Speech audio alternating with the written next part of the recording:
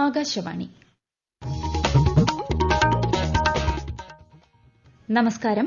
പ്രാദേശിക വാർത്തകൾ വായിക്കുന്നത് കൃഷ്ണ പ്രകൃതി.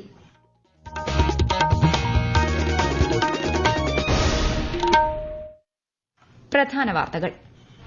രാജ്യത്തെ ആഗോളതലത്തിൽ മുൻനിരയിലെത്തിക്കാൻ യുവാക്കൾ അന്താരാഷ്ട്ര നേതൃനിരയിലേക്ക് ഉയരണമെന്ന് പ്രധാനമന്ത്രി നരേന്ദ്രമോദി. സംസ്ഥാനത്തിന്റെ നിക്ഷേപക മേഖലയിൽ ചരിത്രപരമായ മാറ്റങ്ങൾ കൊണ്ടുവരാനും നിക്ഷേപക സൌഹൃദ അന്തരീക്ഷം സൃഷ്ടിക്കാനും സർക്കാരിന് സാധിച്ചതായി മുഖ്യമന്ത്രി പിണറായി വിജയൻ. ഇൻവെസ്റ്റ് കേരള ആഗോള നിക്ഷേപക ഉച്ചകോടിക്ക് കൊച്ചിയിൽ തുടക്കം. കേരളം രാജ്യത്തെ പ്രധാനപ്പെട്ട സംസ്ഥാനമെന്ന് കേന്ദ്രമന്ത്രി നിതിൻ ഗഡ്കരി. സംസ്ഥാനത്തിന്റെ വികസനത്തിനായി ഇൻവെസ്റ്റ് കേരള ഉച്ചകോടിയിൽ നിരവധി പദ്ധതികൾ പ്രഖ്യാപിച്ച് കേന്ദ്രമന്ത്രി. കേരളത്തിന്റെ വ്യവസായ മേഖലയുടെ വളർച്ചയ്ക്കായി കേന്ദ്ര സർക്കാർ സാധ്യമായ എല്ലാ സഹായവും നൽകുന്നുണ്ടെന്ന് കേന്ദ്രമന്ത്രി പീയൂഷ് ഗോയൽ. രഞ്ജി ട്രോഫി സെമി ഫൈനലിൽ ഗുജറാത്തിനെതിരെ കേരളത്തിന് 28 റൺസ് ലീഡ്. വാർത്തകൾ വിശദമായി. ഇന്ത്യയെ ആഗോളതലത്തിൽ മുൻനിരയിലെത്തിക്കാൻ മികച്ച നേതൃത്വം അനിവാര്യമാണെന്നും ഇതിനായി രാജ്യത്തെ യുവാക്കൾ അന്താരാഷ്ട്ര നേതൃനിരയിലേക്ക് ഉയരണമെന്നും പ്രധാനമന്ത്രി നരേന്ദ്രമോദി. ന്യൂഡൽഹിയിൽ നടക്കുന്ന സോൾ ലീഡർഷിപ്പ് കോൺക്ലേവിന്റെ ആദ്യ പതിപ്പ് ഉദ്ഘാടനം ചെയ്യുകയായിരുന്നു അദ്ദേഹം. ദേശീയതലത്തിൽ മാത്രമല്ല ആഗോളതലത്തിലും മികവ് പുലർത്തുന്ന നേതാക്കളെ രൂപപ്പെടുത്തുന്നതിൽ സ്കൂൾ ഓഫ് അൾട്ടിമേറ്റ് ലീഡർഷിപ്പ് നിർണായക പങ്ക് വഹിക്കുമെന്ന് പ്രധാനമന്ത്രി പറഞ്ഞു.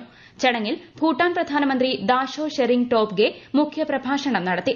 2 ദിവസത്തെ പരിപാടിയിൽ വിവിധ മേഖലകളിൽ നിന്നുള്ളവർ പ്രചോദനാത്മകമായ തങ്ങളുടെ ജീവിതയാത്രകൾ പങ്കിടും.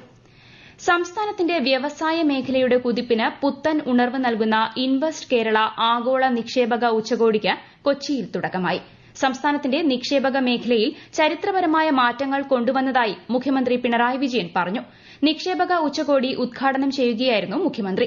കേന്ദ്രമന്ത്രിമാരായ പീയൂഷ് ഗോയൽ, ജയന്ത് ചൌധരി, UAE സാമ്പത്തിക കാര്യമന്ത്രി അബ്ദുള്ള ബിൻ തുക് അൽമാരി, ബഹ്റിൻ വാണിജ്യ വ്യവസായ മന്ത്രി, പ്രതിപക്ഷ നേതാവ് VD സതീശൻ എന്നിവർ ചടങ്ങിൽ പങ്കെടുക്കുന്നുണ്ട്.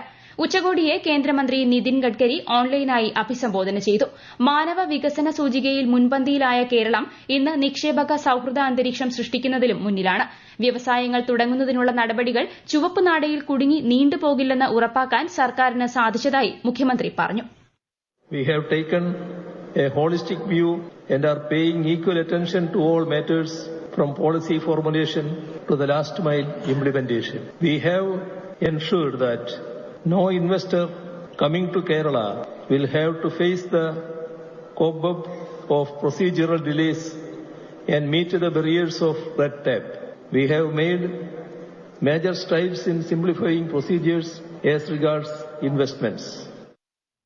ബോൾഗാട്ടി ലുലു ഇന്റർനാഷണൽ കൺവെൻഷൻ സെന്ററിൽ നടക്കുന്ന 2 ദിവസത്തെ നിക്ഷേപക സംഗമത്തിൽ നയതന്ത്ര പ്രതിനിധികൾ ഉൾപ്പെടെ 3000-ഓളം പേർ ഉച്ചകോടിയിൽ പങ്കെടുക്കും. കേരളം രാജ്യത്തെ പ്രധാനപ്പെട്ട സംസ്ഥാനമാണെന്ന് കേന്ദ്രമന്ത്രി നിതിൻ ഗഡ്കരി. ഇൻവെസ്റ്റ് കേരള ഉച്ചകോടിയെ ഓൺലൈനായി അഭിസംബോധന ചെയ്യുകയായിരുന്നു അദ്ദേഹം. 20,000 കോടിയിലേറെ രൂപയുടെ റോഡ് പദ്ധതികൾ സംസ്ഥാനത്ത് പൂർത്തിയായി. കേരളത്തിന്റെ റോഡ് വികസനത്തിന് 50,000 കോടി രൂപയുടെ പുതിയ പദ്ധതികൾ പ്രഖ്യാപിക്കുന്നതായും 3 മാസത്തിനകം നിർമ്മാണ പ്രവൃത്തികൾ ആരംഭിക്കുമെന്നും അദ്ദേഹം പറഞ്ഞു. ഇതിനു പുറമെ സംസ്ഥാനത്തിന്റെ വികസനത്തിനായി നിരവധി മറ്റ് പദ്ധതികളും അദ്ദേഹം പ്രഖ്യാപിച്ചു. We are 31 upcoming projects of length 896 km costing 50,000 crore. I am today declaring the all details of this project. One is 4-laning of Palakkad, Kozhikode, strength of NH 966, 5 packages, Palakkad, Mallapuram, Kozhikode district, and cost is 10,814 rupees. All 5 packages are under bidding stage. Within 3 months, we will start the work of this project. This is one of the important road costing 10,814 crore. കേരളത്തിന്റെ road, rail മേഖലകളിൽ കേന്ദ്ര സർക്കാർ എല്ലാവിധ പിന്തുണയും നൽകി വരുന്നതായി കേന്ദ്രമന്ത്രി പീയൂഷ് ഗോയൽ പറഞ്ഞു. ഇൻവെസ്റ്റ് കേരള ആഗോള നിക്ഷേപക ഉച്ചകോടിയെ അഭിസംബോധന ചെയ്യുകയായിരുന്നു അദ്ദേഹം. കേരളത്തിന്റെ സമുദ്രമേഖലയുടെ വികസനത്തിനും ഷിപ്പിംഗ് മേഖലയിലും കേന്ദ്ര ബജറ്റിൽ ഊന്നൽ നൽകിയിരുന്നുവെന്നും ഇത് വ്യവസായ മേഖലയ്ക്ക് ഗുണം ചെയ്തതായും കേന്ദ്രമന്ത്രി പറഞ്ഞു.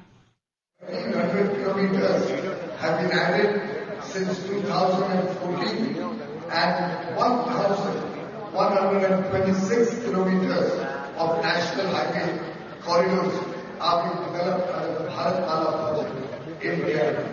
Incidentally, we already have 4 international airports, which will be probably amongst the highest that any state in the country has. സ്വയം ഉൽപ്പാദിപ്പിക്കുന്ന കാർഷികോൽപ്പന്നങ്ങൾക്ക് വിലയിടാൻ കർഷകന് സാധിക്കുന്നില്ലെന്ന് മന്ത്രി പി പ്രസാദ്. മൂല്യവർദ്ധിത ഉൽപ്പന്നങ്ങൾ കർഷകരുടെ വരുമാന വർദ്ധനവിന് സഹായകരമാകും. കോഴിക്കോട് FPO മേളയിൽ സംസാരിക്കുകയായിരുന്നു അദ്ദേഹം. ഓരോ കൃഷിഭവന് കീഴിലും 5 ഉൽപ്പന്നങ്ങൾ എന്നതാണ് സർക്കാർ ലക്ഷ്യമിടുന്നത്. കാർഷികോൽപ്പന്ന വിപണനത്തിന് കോഴിക്കോടും ട്രേഡ് സെന്റർ ആരംഭിക്കുമെന്ന് മന്ത്രി പറഞ്ഞു. മുല്ലപ്പെരിയാർ ഡാമിൽ ജലസേചന വകുപ്പിന്റെ ജൽജീവൻ ബോട്ട് മന്ത്രി റോഷി അഗസ്റ്റിൻ ഇന്ന് ഫ്ളാഗ് ഓഫ് ചെയ്യും. ഡാമിലെ ജലനിരപ്പ്, മഴയുടെ അളവ്, നീരൊഴുക്ക്, ഷട്ടറുകൾ തുറക്കുന്ന സാഹചര്യം, തമിഴ്നാട് കൊണ്ടുപോകുന്ന ജലത്തിന്റെ അളവ് എന്നിവ കൃത്യമായി നിരീക്ഷിക്കുന്നതിനാണ് പുതിയ ബോട്ട്. ഈ വാർത്തകൾ ആകാശവാണിയിൽ നിന്ന്. ആകാശവാണി വാർത്തകളും വാർത്താധിഷ്ഠിത പരിപാടികളും all India radio news Thiruvananthapuram YouTube ചാനലിലും all India radio news Thiruvananthapuram Facebook പേജിലും AR News_ തിരുവനന്തപുരം ഇൻസ്റ്റഗ്രാം അക്കൌണ്ടിലും AR News_TVM X ഹാൻഡിലും ലഭ്യമാണ്. കണ്ണൂർ അഴീക്കോട് ക്ഷേത്രോത്സവത്തിനിടെ ഉണ്ടായ വെടിക്കെട്ട് അപകടത്തിൽ 5 പേർക്ക് പരിക്കേറ്റു. ഇതിൽ ഒരാളുടെ നില ഗുരുതരമാണ്. അഴീക്കോട് നീർക്കടവ് മുച്ചിരിയൻ ക്ഷേത്രത്തിലെ ഉത്സവത്തിനിടെയായിരുന്നു അപകടം. ആൾക്കൂട്ടത്തിനിടയിൽ അമിട്ട് വീണ് പൊട്ടിയാണ് അപകടമുണ്ടായത്. വെടിക്കെട്ടിന് അനുമതിയില്ലായിരുന്നുവെന്ന് വളപട്ടണം പോലീസ് അറിയിച്ചു. തങ്ങളുടെ സമ്മതമില്ലാതെയാണ് വെടിക്കെട്ട് നടത്തിയതെന്ന് ക്ഷേത്ര ഭാരവാഹികളും പറഞ്ഞു. ഇന്ന് ലോക മാതൃഭാഷാ ദിനം. ലോകമെമ്പാടുമുള്ള മാതൃഭാഷകളുടെ പ്രാധാന്യം, സംരക്ഷണം, പ്രോത്സാഹനം എന്നിവ ലക്ഷ്യമിട്ട് 2000 മുതലാണ് ലോക മാതൃഭാഷാ ദിനം ആചരിച്ചു തുടങ്ങിയത്. അന്താരാഷ്ട്ര മാതൃഭാഷാ ദിനത്തിന്റെ രജത ജൂബിലി ആഘോഷം എന്നതാണ് ഈ വർഷത്തെ പ്രമേയം. ലോക മാതൃഭാഷാ ദിനത്തിൽ അക്ഷരനഗരിയായ കോട്ടയം മലയാളത്തിന് നൽകിയ സംഭാവനകളെക്കുറിച്ച് ആകാശവാണി പ്രതിനിധി ടോം മാത്യു തയ്യാറാക്കിയ റിപ്പോർട്ട്. കോട്ടയമാണ് ഇന്ത്യയിലെ ആദ്യത്തെ സമ്പൂർണ്ണ സാക്ഷര നഗരി എന്നത് ഏറെ ശ്രദ്ധേയമാണ്. മലയാള അച്ചടി ആദ്യം ആരംഭിച്ച CMS പ്രസും ആദ്യ മലയാള ദിനപത്രം ദീപികയും കോട്ടയത്താണ്. ലോകത്തു തന്നെ ആദ്യമായി എഴുത്തുകാർക്കായി രൂപീകരിച്ച സഹകരണ പ്രസ്ഥാനത്തിന്റെ ആസ്ഥാനവും കോട്ടയത്ത് തന്നെ. ഇന്ത്യയിലെ ആദ്യത്തെ ഭാഷാ, സാഹിത്യ, സാംസ്കാരിക മ്യൂസിയം കഴിഞ്ഞ വർഷം കോട്ടയത്ത് തുറന്നു. ഒപ്പം അക്ഷര ടൂറിസം പദ്ധതി വഴിയും കോട്ടയം മാതൃഭാഷയ്ക്ക് ആദരവേകുന്നു. ലോക മാതൃഭാഷാ ദിനത്തിൽ മലയാള ഭാഷയുടെ സവിശേഷതയെക്കുറിച്ച് എഴുത്തുകാരൻ G. ഇന്ദുഗോപൻ ആകാശവാണി വാർത്തകളോട് സംസാരിക്കുന്നു.